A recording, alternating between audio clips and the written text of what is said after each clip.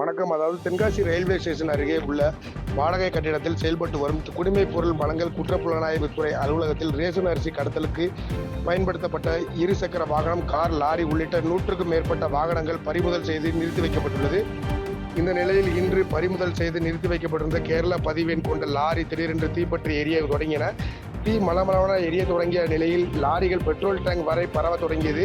இந்த நிலையில் தகவல் அறிந்து வந்த தீயணைப்பு துறையினர் தற்போது லாரியின் எரியும் தீயை கட்டுக்குள் கொண்டு வர முயற்சி செய்து வருகின்றனர்.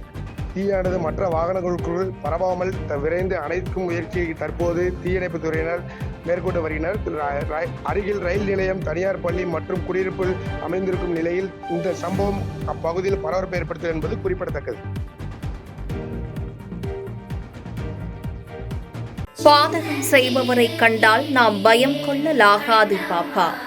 மோதி மிதித்து விடு பாப்பா, அவர் முகத்தில் உமிழ்ந்து விடு பாப்பா. அண்மை செய்திகளை உடனுக்குடன் தெரிந்து கொள்ள இணைந்திருங்கள் எம் நாடு தொலைக்காட்சியுடன்.